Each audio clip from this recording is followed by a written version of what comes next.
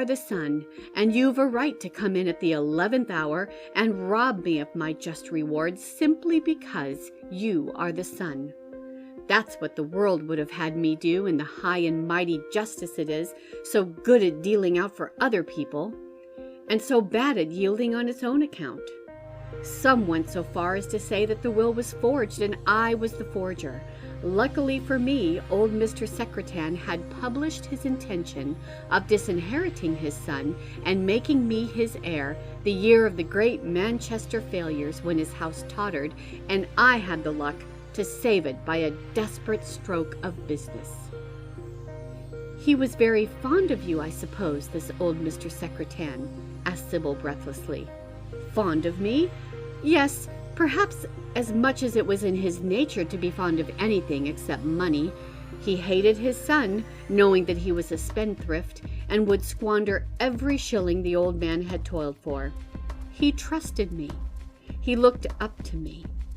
If you were my son, he used to say, I shouldn't be tortured by the thought that this business would go to ruin when I'm in my grave.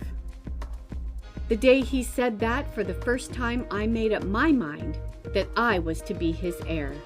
Philip's follies and vices helped me, but my own patience and industry were the chief agents.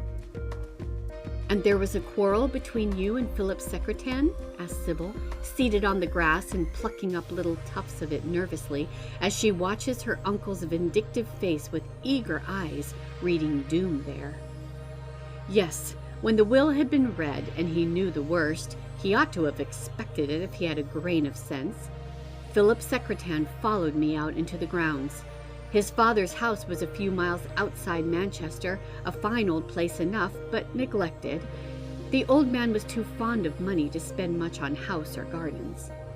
Philip followed me to the back of the grounds, where there was a wild bit of shrubbery and a hollow that had once been a stone quarry, and which had been left either because people didn't care about the expense of filling it or because they fancied it was picturesque.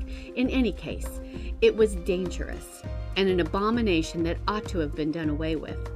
Well, I was close to the edge of this hollow, there being a shortcut to the Manchester road just beyond it, when Philip overtook me. He didn't spare me, I can tell you, for apart from the money question, there was an old sore between us.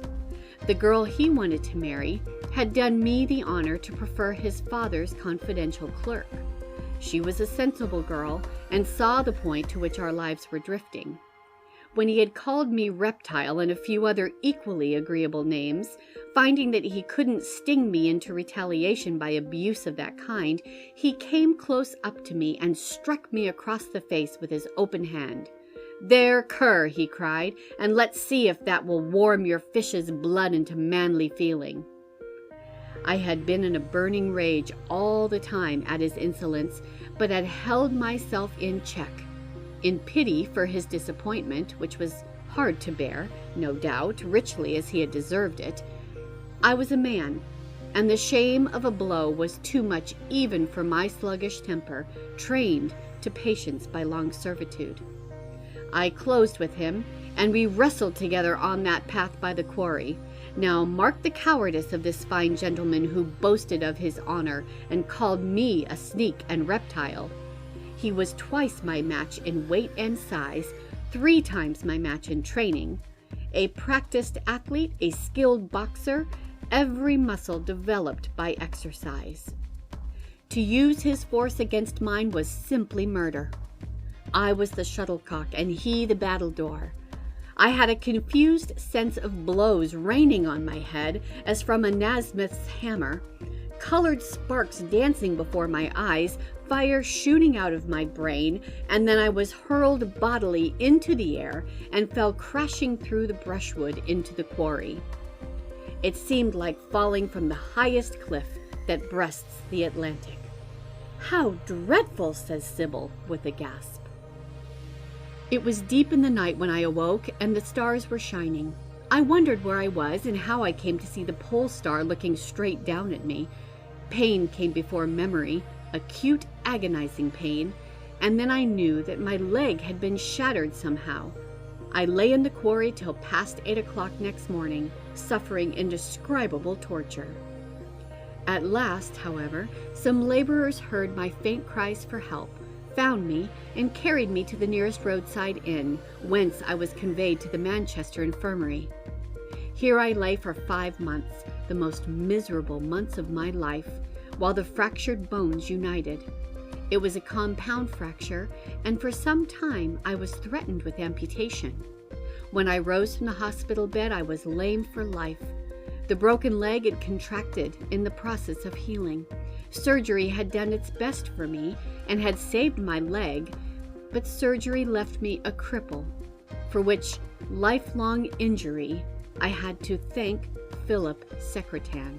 I had to thank him for something else, too, for the girl who had pretended to love me chose this time for throwing me over and making a better match. And in those weary months lying on your bed of pain, you learned to forgive your enemy, suggests Sybil very gently. Learn to forgive him?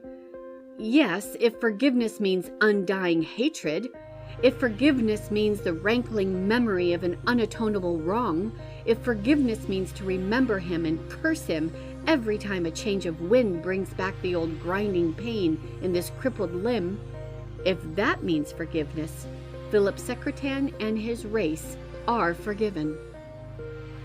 His race? falters Sybil. You could feel no rancor against his children. I could, I do, answers the old man vindictively. Let no viper of that blood cross my path. The fathers have eaten sour grapes, and the children's teeth are set on edge. There's scripture for you. I believe in that good old heathen creed one reads of in Greek legends, of an accursed race.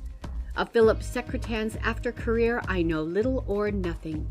He had the devil's luck as well as his own, and married a woman with money, soon after his father's death, but I never heard what became of him. He may be living or dead. If he lives, let him keep out of my way.